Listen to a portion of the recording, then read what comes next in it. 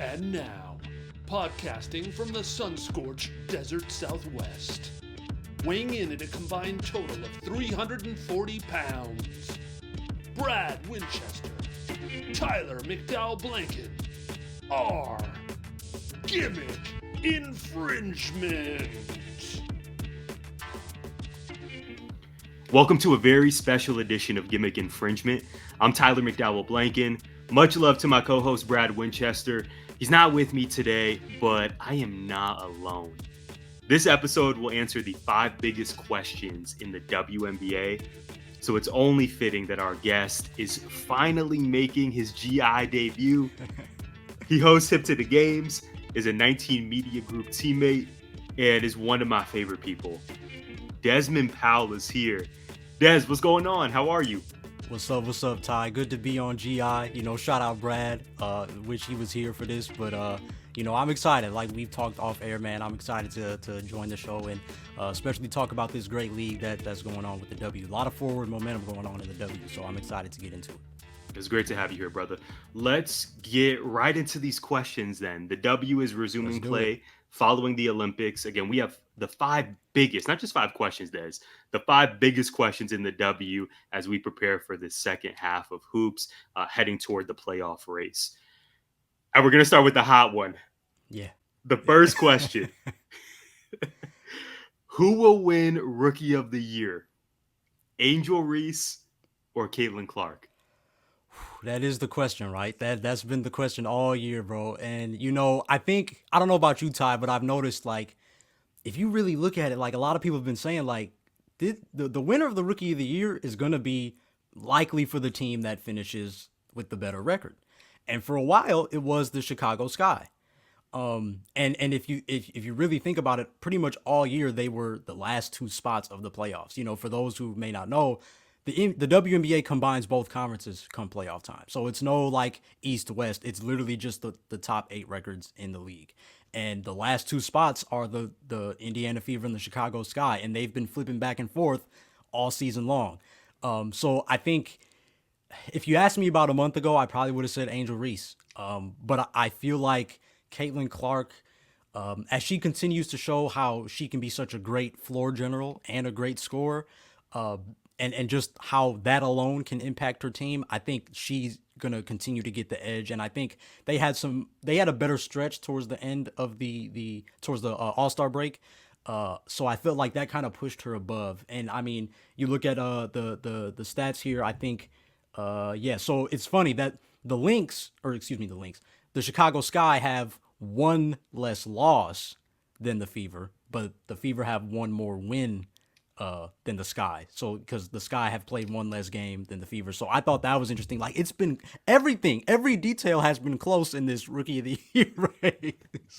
But what are your thoughts, Ty? Because like I said, I'm leaning towards Caitlin Clark, but like Angel Reese is right there. It's true. This rivalry has been as good as advertised. The head-to-head matches we've seen this season, even the mere fact of the stats, Des, as you pointed out, their stats are really similar. The team record, again, diving into the stats, as of this recording, Angel Reese is averaging 14 points per game, 12 rebounds, and 2 assists. Caitlin Clark is 17 points per game, 6 rebounds, 8 assists. So everything here, you couldn't have written a better script, truly. Right. I'm just picturing, okay, so obviously there was a lot of conversation around Caitlin Clark not being selected for Team USA. We certainly don't need to relitigate that at all. And shout out to Team USA on the women's and the men's side doing their thing, coming home with gold. I just have a hard time envisioning Caitlin Clark not winning Rookie of the Year. And I'm not saying it's fixed. I'm not conspiracy tied today, but maybe a co-MVP situation. I feel like people would be more upset about a co-MVP than just an outright winner. It's very possible Angel Reese continues on this incredible ascension and takes it. So I'm not counting her out whatsoever, especially with all of the momentum behind her. Mm-hmm. I think this is Caitlin Clark's to win, though, Des. The Fever are really starting to click. I think the Fever are a better team than the Sky. You mentioned earlier a factor in this may be the team record when all is said and done. To me, that's what's going to put Caitlin Clark over the edge. Is I believe Indiana's just better and is clicking right now, and I think the roster is more sustainable heading into this back half. So I'm going to go with Caitlin Clark to win MVP. But Angel Reese has been spectacular, and I just can't wait to see these two continue to flourish as they head into hopefully this postseason, and then certainly into year 2. Now, let me ask you. There's now the people forget that the WNBA is still very young, right, bro? Like under 30 years now. You talked about it on a recent episode of Hips and Games. It's true. Like I think people have to keep that in mind when watching. So it's like there's a first time for everything, Ty. So like that's why part of me does think there might be a little Jason Kidd, Grant Hill type deal here. Like the WNBA might just say, you know what, here both of y'all can have it. Yeah, like, how would you feel about that? Are you good with it? I dig it. Yeah. Okay. I dig it. Like it to me, it's on kind of what you were saying, bro. Like it's only right. Like you have two of the top rookies, and again, I think both. That's the thing too. Both have their haters, right? So somebody's gonna be mad either way. If there's one winner, or if there's two, somebody's gonna be upset. You know what? That's true. Regardless of how this plays out, someone's gonna be in their feelings. Yeah, I would like to see them both win, though. I'm not even gonna front. Des, you're very persuasive. This man, maybe co-MVP is the right answer, because I love watching both of them play. They're so different in so many ways. Their play style, what they're asked to do on their teams, but both of them are just balling right now and are clearly already faces of the league. And then I'm just thinking year 2, year 3 for their careers. It's just going to be epic. Mm-hmm. Yeah, okay. I agree. Okay. I think we're with the co-rookie of the year situation. But I'm bleeding Caitlin, but I love Angel. All right, Des, let's move on to question number 2. The Aces are looking for a solid post-Olympic stretch as they chase a three-peat. We're definitely getting Houston Comets vibes here. Oh, yeah. Who is the biggest threat in Las Vegas's way? For example, the Connecticut Sun. Sun is still shining there. New York is looking to snatch the torch. Who are you picking? Who's the threat? I think it's the obvious choice is the New York Liberty. I mean, they've been dominant. I mean, 21-4 at the time of this recording? Like, clearly playing with the sour taste of last year's defeat. Like, I give it to the Liberty. Like, they came this year and they were ready. Like, John Kell, Stewie, Sabrina, Laney, right? Like, they have a nice core and a pretty established core. And sometimes the best medicine, bro, is revenge in some ways. I'm kind of, to my own values, I'm not trying to endorse revenge, but in sport, in the heat of competition, right? Sometimes that it just naturally shows itself in the heat of the battle. So I think the Liberty are really trying. Like, if I'm honest, bro, I think they got it this year. I really do. I was high on Connecticut to start the year. Obviously, they started out like 9-0 their first 9 games. Like the sun was shining. The sun was shining. But man, Ty, they've had a track record the last few seasons of just being really close and just not getting it done. And to me, it seems like they get to that stage and something just ends up missing. And they just don't have what these other teams have, who've won. So to me, that's why I included them when you first proposed the episode to me, because I'm like, I almost put them, if we're going from 5 to 1, I almost put that at number 1. Like, that's how bad I think the Connecticut Sun need to win, because they've came so close. And with DeWanna Bonner getting older, I know in this age, like, age is nothing but a number, but like, the reality is she's getting older. She's been in the league for a while now. Like, you would like to see her end with something like a championship on that level. But to me, the Liberty are just really scary right now. And I'm kind of nervous for Connecticut. And even you could say the Aces. I think I wholeheartedly believe that the Aces, now that they got Chelsea Gray back and she's going to get into her rhythm, man, like, it's going to get dangerous. I think it's pointing, all signs point to Aces and Liberty, and I wouldn't be surprised if the Liberty come away with this one. Rematch. I believe DeWanna Bonner and Alyssa Thomas are slated for free agency as well. Really? So this will be a critical few months for the Connecticut franchise. Part of me, and you really addressed this, Des, you were really transparent, which is the reason I appreciate you. Part of me feels like we always underestimate Connecticut.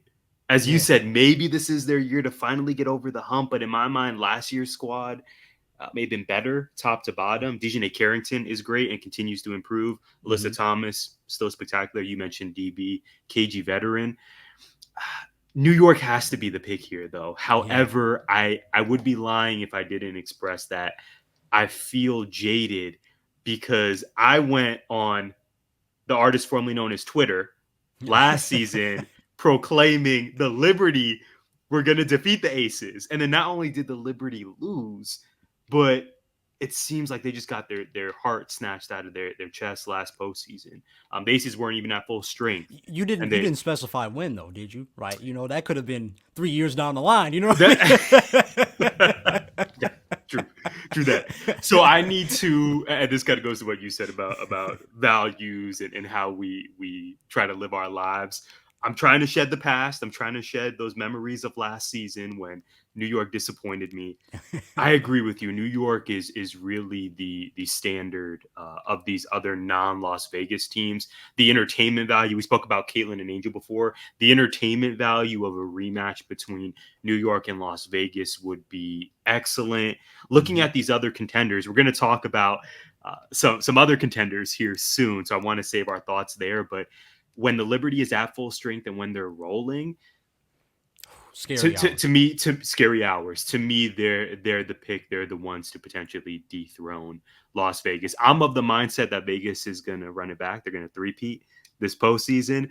But if there's any team, I could see it. Asia Wilson she cemented herself right now. 2,000 Shaq right now. Dare I say it? Shaq. Dare I say it? I'm going to pause to hear your thoughts on that. Let's talk about Asia. I think she's having some of her career best, and again that comes with not having Chelsea Gray, so she gets a little more load. And it's funny, right? On a team with still having Jackie Young, Kelsey Plum, like she's going crazy, bro. She's going. I think the most unstoppable player in the league. Like that's why all year, bro, in my mind, I've just been like, is this her 2000 Shaq? Like, is she in her 2000 Shaq year? Like. I don't know, man. I feel like she from the opening tip, like she's just been. I'm speechless, bro. She's been outstanding. She's been outstanding. She's been fantastic. And there was a conversation last year around. You remember that 3-woman race for MVP? Stewie, Alyssa Thomas, and Asia. All legit cases for the award. And I think Asia's even been quoted as saying this. That was a motivator for her this year was to prove, okay, respect to those two. But I am the face of this league. I'm the best. She came in this year with a different purpose, a different mission.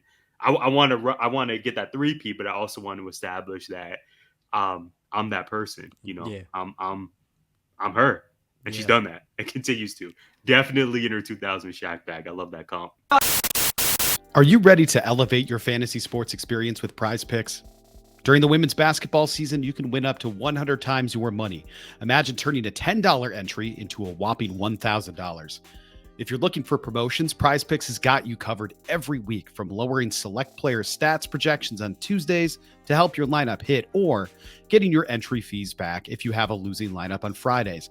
And you already know women's basketball is on fire, with stars like Caitlin Clark and Angel Reese looking to make names alongside greats like Breanna Stewart and Asia Wilson. You could win up to 100 times your cash watching them ball out.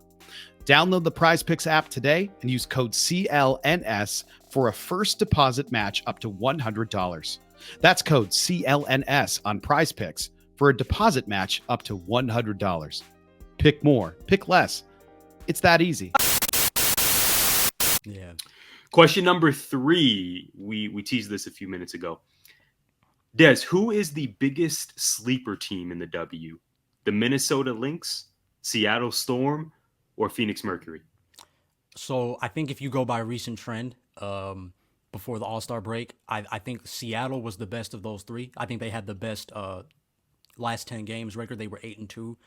I believe the Mercury were 5-5 when I looked, and or I think the Lynx were 5-5, and then the Mercury were somewhere around there. But I knew that the Storm were 8-2, and with that in mind, I want to pick the Storm. But like all year, man, I'm high on your Phoenix Mercury, bro. Like I like them on paper. I think when it comes to a playoff series, I think they might be the better team of those three, even though right now it looks like the Storm may be the better team, right? I know, again, shout out Sky Dig, Jewel Lloyd, Neka Gumake.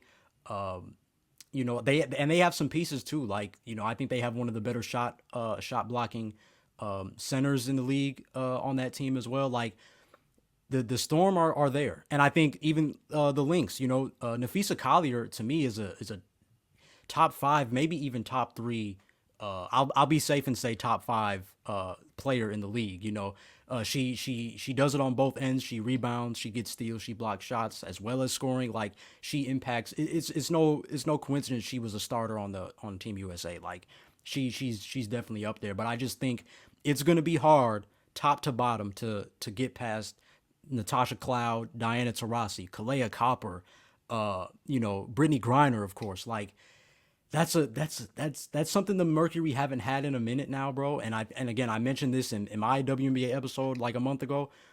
I think that they just have a lot more options to work with. It didn't always go well when Brittany Griner was the focal point, and then she got into foul trouble. And then that just left everything on Diana and Sky Dig. I think now it's like Brittany Griner doesn't have to be that 20-point. Naturally she does it. She can still do it, but she doesn't have to be that, right? Kalea Copper can drop 39 out of nowhere, and she's looking like a top 5 player, right? Even Natasha Cloud, great two-way player. If Diana, like I said, if she drinks out of the fountain of youth and she wants to drop 25 on 5 threes, like, that can happen. I just think it's going to be hard in the trenches to beat Phoenix Mercury. Mm-hmm. That was music to my ears. Yeah. I love that. I wasn't sure. I wasn't sure which direction you were going to take the Phoenix conversation. I had the experience of listening to your episode a month ago when you gave them a shout out. So another reason to love and support the great Desmond Powell. I wasn't sure how you were feeling all these weeks later. Mm. Of course, I'm going with Phoenix here. Absolutely, for the reason you mentioned of the big 4 on the Mercury. Ka Copper has been fantastic, and the fans have embraced her. She has been a subtle MVP candidate. She looked great at the championship game against France during the Olympics. And Des, you've been hip to Ka being in Chicago, watching the Sky. Yeah. Ka was one of the main reasons why the Sky beat the Mercury in the 21 finals. So I was curious when she got traded here, how's this going to work? Again, in my mind, I'm trying to work on putting the past in the past, leaving it in the rear view. How was this all going to fit? New coach. And it hasn't been perfect, as you said, by any means. That's why they're in our sleeper category, playing a lot of 500 basketball, but some really big wins. And we have to remind ourselves this team was specifically designed for the postseason. Yes. Now that's playing with fire, though. All we have to do is look at the other basketball team that plays in the Footprint Center, another team designed for the postseason, to see how this can become a cautionary tale. Yeah. However, I'm choosing to believe in the Mercury. I'm choosing to believe in the X Factor. The Mercury, as you pointed out on your episode, Des, on Hit to the Games, they're going to be a force to be reckoned with come playoff time. No one's going to want to face them. If healthy, this team, in my mind, could make a title run 100%. The pedigree, DT, BG, Ka having one of the best seasons of her career. You mentioned Natasha Cloud and her two-way ability. Beck Allen being the 5th woman in that lineup. Oh, yes. Sophie Cunningham coming off the bench. There is firepower here at multiple positions, even aside from just the big 4. But to me, it's clearly all about Phoenix. Of course, shout out to Minnesota, one of the best coaches in the game, Cheryl Reeve. You pointed out Nafisa Collier. You pointed out Seattle, Sky Dig. I even have her bobblehead still up here. Oh, word? Big word. Yeah. That's dope. That's dope. Big fan of Sky. So those teams you don't necessarily want to run into either. But I'm going to be a total homer here and go with Phoenix. It's going to be a really pivotal stretch as they try to solidify a secure playoff spot. In T Cloud, I trust, man. If I'm honest, like, that's really who she's one of my favorite players. If we remember, a heck of a performance when they in that elimination game, though they lost, heck of a performance. I mean, from the opening tip, just locked in on her Sabrina. Defense. She's a dog. Yeah. Off ball. She plays that Desmond Powell type of D. I wish I could, man. I wish from baseline to baseline. Am I right? I heard that episode with you and Vaughn. Yeah. Come on now. We're not new to this. Me up here. We're not new to this. We're true to this. Let's go. But yes, she played great off ball defense, on ball defense, and then was even just hot that game, right? She had like a 30 piece. Like I wanted that for her so bad, but I'm like, that's the kind of player the Phoenix Mercury are getting. That's the kind of player they went after. Like you said, this is for the playoffs. And I mean, do you really want to see T Cloud and Kalia Copper in the playoffs? They were I'm getting the scared just thinking about it. Man. right. Yeah, we love to hear that. They were really the perfect acquisitions to bring in. It's not too long ago, Des, that the Mercury, they weren't the laughing stock of the league by any means, but last year was brutal here in the Valley. There was turmoil. There were a lot of losses. There were injuries. Um, it was not good. So for them to turn it around this quick, and again, the record is not excellent by any means, but as long as they're able to get into the playoffs, maintain a certain level of health, the chemistry, by all accounts, seems great. And the community, one of the best fan bases, dare I say, in the league, is squarely behind this team. I'm excited to see what happens. This team has all the pieces to make it happen. Maybe they'll be in that Vegas, New York conversation. I'm not sliding them there yet, but I think when you and I speak, in a month or two, I think they're going to be right in that mix of teams that could really pull this off. I agree, bro. I agree. All right, we have two more questions, Des. The league, we're going to look forward even more. The league is expanding for the first time since 2008 when the Atlanta Dream came on. The Bay in 2025, next year, is getting a team, and Toronto is also receiving a franchise the following year in 2026.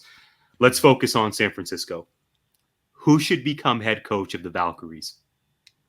Okay, so obviously, I'm looking at our notes here, and Ty, you dropped some great names. I'll let you drop those, but you got some great names here, some great ideas. I like where your mind is at. But there are two names that I thought of today that aren't on this list, and that I'm really intrigued to see their chances.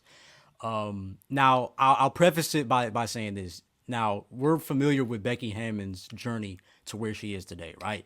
All-time great at the time when they were the San Antonio Silver Stars. When she retired, that got her close to the San Antonio Spurs. She was right under Pop's arm as an assistant. That allowed her to be head coach of the Summer League team. And it was really, Ty, she was on pace to hey, should Pop retire, she's probably going to be the first female head coach in the NBA history. But of course, the opportunity opened up with the Aces, and it was like a no-brainer at that point. So with that in mind, I'm thinking I'm a sleeper pick, but I'm thinking Lindsey Harding, former number one overall pick, very solid point guard. Every team she bounced around the league, but she was always like that solid starting point guard, 10 points, 5 assists, played good defense. Like she was a great leader for the team she played with, and I think if you consider the way that the Lakers just hired her on JJ Redick's staff, she's gonna probably she could go through a similar journey as Becky Hammond. Like she's probably gonna have a great year with the Lakers, and then boom, when the Valkyries start making those calls, I would like to see her get a chance with that in mind. And then I also thought of Swing Cash. She's been in the New Orleans Pelicans front office for some time now, and lo and behold, we just saw my Chicago Sky grab Teaspoon out of there. So Swing Cash might be next, but she was always a winner, one of my favorite players to watch growing up. I think the perfect energy to bring to an expansion team would be somebody like Swing Cash. So I think of those two names, Ty. I really do. I think they have some solid chances. Those are great names. Some of the people I'm thinking of, I'll end with who my official pick is, but these are totally for the fun of just being speculative today on our episode. Gino Auriemma moving up with Paige Beckers, the presumptive number one pick for the Valkyries. That would be interesting. Adia Barnes from our beloved Arizona Wildcats. Adia was born in California. Not saying I want her to leave U of A. She's been great. It's always amazing to see an alumnus return to the university, and she's really restored the program in so many ways. Not saying I want that, but I could see her being a potential option for the Golden State Brass. Oh, that's fair. Des, how do you feel about Tara Vanderveer? Coming out of retirement, storied career at Stanford, a legend in women's basketball. What if she just drives? I don't know California that well. I'm going to assume it can't be more than an hour from where she resides. drives to practice, drives to the games at the Chase Center, gets to coach Paige Beckers. Are any of these names moving you at all? And by the way, my official pick is Christy Tolliver, Phoenix Mercury assistant. Again, don't want Tolliver to leave. She's fantastic, but she is a great coach and I believe would be stellar in the Bay. Any of these names moving you? I think the money would have to be right for Tara. Given that she just retired, she was probably chilling, ready to fall Yeah, back. they got to back up the Brinks truck. Yeah, right. They got money. It's the Chase Center. They got. Can't they just? Do you remember in barbershop? Do you remember in barbershop with Anthony Anderson when he was stealing the ATM? Yeah. Can't they do something like that, but more ethical? What do you think? More ethical. More ethical. What was Anthony doing with? Come on, man. That wasn't gonna work. No, that image is hilarious, bro. Bring it back to 04, whenever that movie came out. That's my year, man. That's something to think about.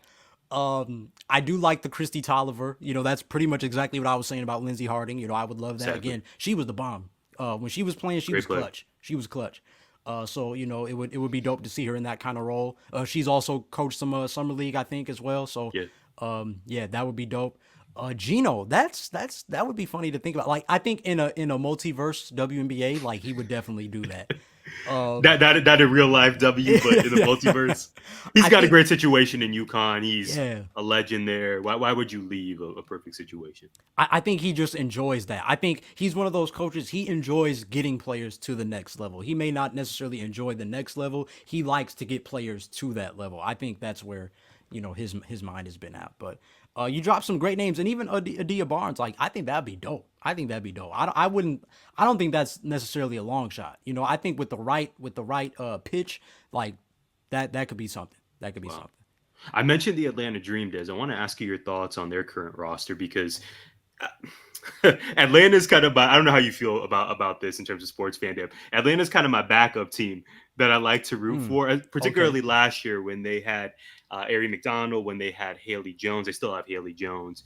Ryan Howard's fun to watch. Obviously, Cheyenne Parker Tyus. I always forget Parker Tyus. She is phenomenal. That roster, even this year, has so much potential, but I don't know if we would categorize them as a sleeper team because they've been very inconsistent. But in terms of Atlanta, again, they joined the league in 2008, and then here we are all these years later. Thoughts on where Atlanta is at and potential next steps for them? I'm not sure if this goes south. I'm not sure if Tanisha Wright is going to be there at the helm next year. But any reflections or observations on where Atlanta is at? Because to me, they're one of the more fascinating teams in the W. Yeah, I think I agree with that because, like you said, I think they've been in a very weird spot. Like, even for me, it was unfortunate to see them trade Ari McDonald because I felt like when she got drafted, she was such a great addition to that team. But of course, we know how it is. It doesn't always pan out how you think. And I feel like that's just kind of where they've been at. I'm taking a look at their roster right now. Jordan Canada, right? They effectively swapped Ari for Jordan Canada. Jordan Canada, storied veteran. Yeah. See, it's interesting though. It's interesting because you got Tina Charles, right? She kind of turned back the clock a few times. They got bigs. Yeah. And I mean, obviously Ryan Howard, like one of the best young players in the league. Like Alicia Gray, one of the most versatile players in the league. Like, you would think with pieces like that, you should be a little bit better than 17. But Ariel Powers. Yes. Again, I mentioned Powers. Cheyenne Parker Tyus. Like they have a roster. Haley Jones. Like they, from 1 to 8, they've got as good a talent as a lot of these playoff teams. It makes me wonder, are they missing are they missing a floor general? By the looks of it, that's what I'm seeing. Like Jordan Canada, she injured. She's back, but she was injured for a good portion of the year. Ryan Howard's been in and out. They battled injuries. True. I forgot Ryan Howard. She was. And Haley Jones, also in her second year, is still figuring a lot out on the court and where she fits. And she's one of the more fascinating players in the league to me. Yeah, and I think it's tough, Ty, when you're one of the better role players in college, and then you find yourself kind of in the same situation in the W. That's a little hard to, you gotta have some patience there with somebody like her. I think I feel like you were kind of alluding to this. I think it's like year 3, year 4. See if she can figure it out that way. That's probably when she'll hopefully catch her stride. And especially in a situation like this, I mean, at this point, you got to start experimenting, right? So, like, this is that time of year, Ty, too, where you're kind of like, if I'm Haley Jones, like, I might shoot a little more than I usually do. Like, just let me just throw some stuff on the canvas at this point. Like, let's see, because we're not necessarily moving up like the Jeffersons, you know what I'm saying? We're kind of still, we brought it to 04. Yeah. Now we're going 74. Okay, we're going in reverse. I'm not mad at it. Right. So not quite deluxe apartment, but you know, it's at this point you gotta start trying things and finding your way. So I think they do have some good core pieces. I think Alicia Gray, Howard, Canada, those are good pieces to still work around. But I think when you consider the draft, that's something you might want to think about, a floor general, because even then, if I'm correct, Jordan Canada spent a lot of time coming off the bench in her career too. So you know, this was probably her first time, really one of her first times like being the full-time starter. So yeah, Atlanta's interesting. Well, I think you just got to be patient, continue to move through the draft, see if you can make some home runs in free agency. Just kind of trust that process. It's cliche, but that's what it's where we're at. I think they're also a candidate for a big trade this offseason, whether that's involving Haley Jones or I don't think they're going to move off Ryan Howard. But I really want to keep my eye on Atlanta down the stretch and certainly into the offseason because I think something big is in the works. Speaking of something big, Des, our fifth and final question. This one's going to be a little bit different. Okay. Rakia Jackson became the first WNBA player to sign with Skechers. Des, let's imagine that Skechers management is meeting right now to devise a plan to get you to support their growing basketball line. They want you to convert and wear their sneakers. Give me one player from the WNBA and one player from the NBA who, if Skechers signed them today, would persuade you to jump. Okay, so I did think that's a good one. That's a good one. And it's hard, man. Again, no sponsor, no endorsement, right? GI is not getting any money from what I'm about to say. And neither is Hip to the Games. But I've been a Nike guy. I've been a Nike guy for a large portion of my life. So you dabbled in Adidas as well, if I'm not mistaken. I did. But Nike, right. You've been a Nike guy. Yeah. So it's tough because I'm thinking of a lot of my favorite players, and they're Nike. But you know what? I think if I'm choosing somebody in the W, I would have to go Chelsea Gray. Chelsea Gray would probably be somebody where I would be like, you know what, if she went to Skechers, that would be a little, you know, there would be some influence there. She's one of my favorite players in the league. All-around player. You know, she's a bucket. One of the best passers we've seen, I think. You know, gets it done in crunch time. Like she's dope. That would be fire. Now NBA is tough because my mind is going to two people, and funny enough, they have the same initials. Jimmy Butler and Jaylen Brown are two names that come to mind. Jaylen Brown, I think, has been a legit sneaker free agent for some time now. He's been wearing Nike. I think he flirted with New Balance a little bit. So that door would be there. He just won Finals MVP. You know, that would be a solid, you know, opportunity for Skechers and for Jaylen Brown. Jimmy Butler, he's kind of been cool with Li Ning, you know, so I don't think he would really be. But just I like the way he plays the game. So like if somebody like him were to go to Skechers, I'd be like, okay, like maybe, you know, y'all working with a nice little roster. Maybe I'll join. But you'd consider pulling up to the Skechers outlet. Yeah, do they have a Skechers outlet in Illinois? Yeah. Okay. Yeah. Okay. Mm-hmm. I figured as much. Well, they get you to convert this. Two instant names I thought of here on the women's side. Kelsey Mitchell. Ooh. We were not going to record without giving Kelsey Mitchell her flowers. Going back to the Indiana Fever. Yes, it's all about Caitlin Clark. Yes, it's all about Aaliyah Boston, as it should be. But Kelsey Mitchell as a third option, Des, that's a team that I don't want to. Kelsey Mitchell is a microwave. She had moments in the All-Star game this summer. Throughout the season, though, if you watch Fever basketball, she always hits the big buckets.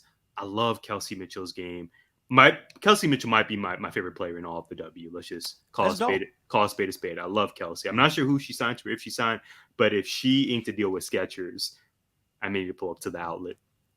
On the men's side, it's got to be Steph Curry for me. He's been my favorite player. I know he is forever. You're gonna take him from his own brand. That's why we're strategizing here. No sponsorship yet from any of these players, any of these companies. But I'm just saying, if for some reason the lifetime deal with Under Armour fell through, Steph Curry signing with Skechers would be a game changer. I love everything about Steph Curry's game, and frankly, this answer is coming 48 to 72 hours after his Olympic performance, where my man's went behind the back and hit a three from 30 something feet while being double teamed, and then hit the night. The audacity. Just a reminder of why I love this guy and why he's been my favorite player to watch for years and years now. Of course, I'm a big LeBron guy too. That's no surprise to our listeners and viewers. But if Steph signed, that would have a high chance of converting me. I've tried out his Under Armours. They're not bad at all. They tend to be above my price point, Des. $160 for a pair of sneakers at full price is a little bit much for the bank account these days. Yeah, and even if you want some of his, they've been retroing a lot from him. And the ones that look like 10 pounds, the ones that come up to my knees. Right. Some of those ones, yeah. Some of those. Yeah. I've never played those. I've just gotten the new models. But are those okay? Are those, I wouldn't know either because I know again, not me, but Devon. He's been after that a little bit. Was it Christmas? I had got him a pair of one of the newer ones. So, so you guys share that experience there. But yeah, that's a good pick. I think both Under Armour and Skechers have their like nice level of comfort. So it would be, I could see it. That's the crazy thing. I could see him on like a Skechers billboard.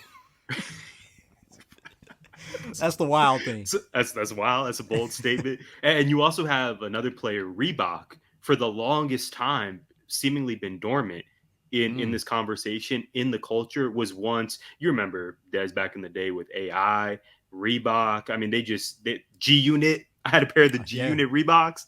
I think they also had too, right? They had the Sean Carters. Yeah, the Sean Carters. Mm-hmm. I had all that growing up. But now bringing Shaq on to management, signing Angel Reese. Her line is dropping later this month. I'm not saying any of these companies are going to totally take away the market share from Nike or Adidas, but Skechers, Reebok, Under Armour's made huge gains over the last decade. It's going to be a fascinating time for sneaker culture, I think. Yep. It's and shout out Rakia and Angel, for getting those kind of deals, so early. I think it's again a testament to this rookie class that they're not just dope on the court, but they're dope off too. Like they can get these opportunities and again, like you said, bro, this was stuff like even if you think recent memory, bro, like who were the two people that probably had a shoe deal? It was Maya Moore with Jordan and Candace with Adidas, right? And if it wasn't them, that was it. Like even like Diana Taurasi's been with Nike, but she's always worn LeBrons, right? She never really got her own shoe or her own colorway even sometimes for that matter. Like sure, she's had some of the Phoenix colors in her LeBrons, but like, she was wearing LeBron. So like it's different when you have your own sneaker. If Sabrina can get a sneaker, DT. Yeah. Maybe they'll have an ode to her last year, her retirement. Maybe that's forthcoming. That would be dope. I'm gonna buy it. You have to. You have to. Cameron Brink, we haven't mentioned. She has a deal with New Balance. She does. The aforementioned 20 minutes ago, Asia Wilson, her first signature sneaker is launching next year. Let's go. The W is on fire right now, Des. And it's not just about viewership. It's all of these other elements within the culture that the women of the league are just receiving the acclaim and the reverence that has been long earned. So better, I'm gonna see if you recognize this line from Thank Me Later. Better late than never, but never late is better. Facts. We ended with the Drake quote. That was not on the agenda. It was not on the run sheet, but I think we had to. Should I ask you about Drake before we get out of here? Last time you and I were on a video together, correct me if I'm wrong, we were discussing Drake's discography. We were sharing fond memories. Mm-hmm. Are all those memories washed away now? I wouldn't say that. It's funny you bring that up though, Todd, because I actually wanted to ask you too. Like, I don't know if you saw the tweet where somebody was like, I ain't gonna lie, listening to Drake now, it just feels weird. And I was like, okay, like that's a little extra. I'll admit, the day after the pop out, bro, it did feel a little bit weird to listen to like a Drake song. But mind you, 100%. Ty, I'm at work and our playlist has like 10 Drake songs. I'm rapping them like the Kendrick thing didn't even happen, right? So like the thing I will say about Drake, and again, we had our respective critiques on his growth or lack thereof the last few years, but it's like at the end of the day, when some of these Drake songs come out, I'm rapping them. Like Drake is still, I guess, for lack of a better term, relevant.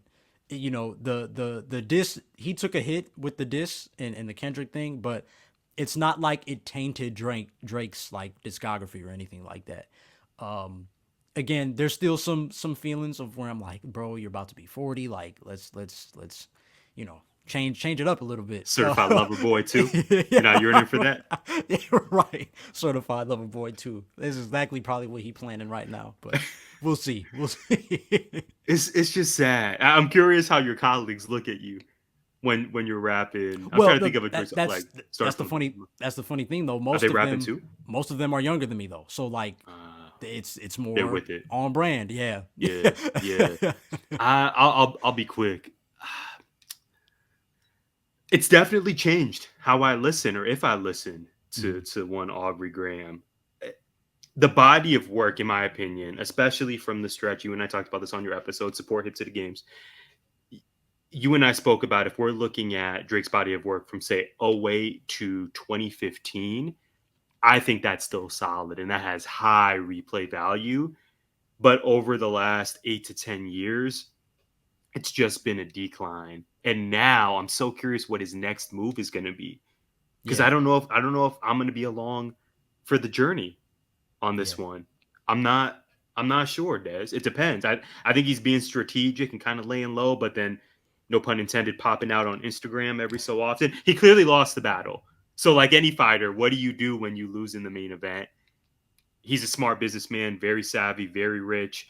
We'll see what happens. If the music is good, he's going to be fine. But I think I'm just going to continue rapping to Take Care and Thank Me Later. I don't know that I want Certified Lover Boy 2. Yeah, you in the 6 gets me, bro. You got to. That's if you're reading this. Knife on my back, cut they throat with it, mama. I'm Game of Thrones with it, mama. Like that, you can't help. Come but, on.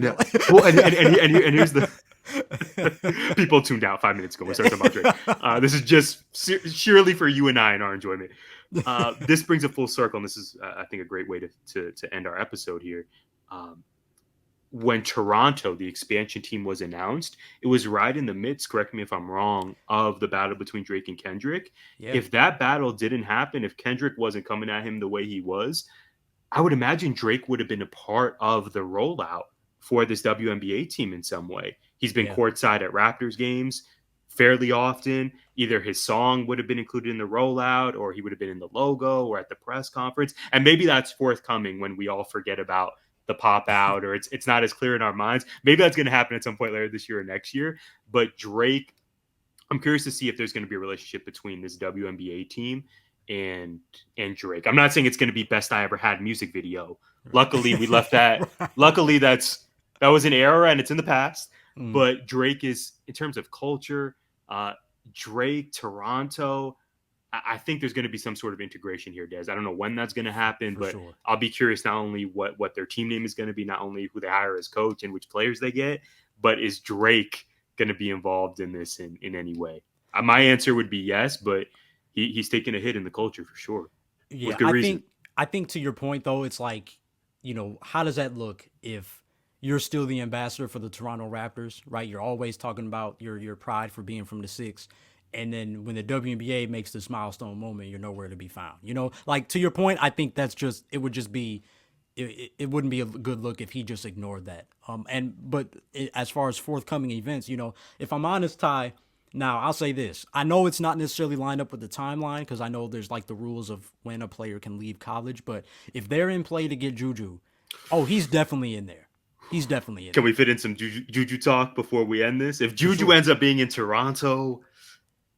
I think in a perfect world, Yeah, I think in a perfect world, Paige is in with the Valkyries and Juju's with Toronto. But I don't think she'll be able to leave. By the time it won't be this first year, I don't think. But that would be something like to have those two talents literally start their own franchises. Meanwhile, we got Asia running things. We got Caitlin Clark, Angel. I mean, it would be great the timing. league is in great hands. Absolutely. Oh my goodness. Oh my goodness. They see the hoodie. Come on now. They see. Shout out to YouTube. Shout out to our YouTube viewers. All love to 19 Media. Des, this has been an absolute blast. Thank you so much for joining us. Tell us more about your show and how we can connect with you. Oh yeah, man. It's always fun to chop it up with you, Ty. Whether it's hoops, hip hop. I knew we couldn't do this episode without getting some hip hop in there. So that's dope, bro. Catching up with you. Yeah. So if you want to follow Hip to the Games, I am at Hip to the Games, the number 2 Hip to the Games on all platforms. TikTok, Instagram, Twitter. Not as active on TikTok as I used to be, but I do kind of comment and stuff here and there. But mainly Instagram, a little bit of Twitter. I would focus on those two. Personal is at Desmond Powell _ on Instagram and Twitter. Ty knows this. I'm always tweeting. I'm always posting something. So even if it has anything to do with the podcast, I'm just posting, whether it's hip hop, basketball, life, all of that shows up. I think it all shows up in the podcast as well. So it kind of has a healthy balance there. I think the best way to say it is just, if you look at my socials for the podcast, you look at the bio, and that's really what it's all about, like genuinely appreciating hip hop and basketball's past and present. And I bring a lot of, I think, humanness into it. I think it's kind of been a calling for me to point people to the ways that hip hop is truly an art form and not just entertainment. And kind of likewise with basketball, right? To so much basketball discourse, again, my brother always likes to say, he reminds me, like, Des, you can't talk basketball with everybody. I know you've heard that throughout your lifetime, right? Like you got to be selective sometimes, especially in our realm of social media and what we do as podcasters. Like you got to be a little cautious, but at the same time, I kind of want to change the game for good, change the way I speak about players, and I'm gonna crack my jokes and things of that nature too. But at the same time, I think it's there's always room to give flowers. There's always room to give constructive criticism. Like it's all fun. Like we all love the game. Obviously we love, if you're hip to the games, you love both games, right? You love the game of rap and basketball. So if that's you, definitely join the fun. I love it. Well, we love Hip to the Games. We love you, Des. Support this brother, not only a very talented member of 19, but an even better person, truly. I think you already know this if you made it to the end of the episode, but support Des, support Hip to the Games, and we'd love to have you back on, my friend. For sure. The W is back. Enjoy some great hoops. Let us know who and what you're most excited to see. You can find us at GIPod19. I'm at Tyler J. McDowell. We appreciate you tuning in, and we'll see you next time. Peace.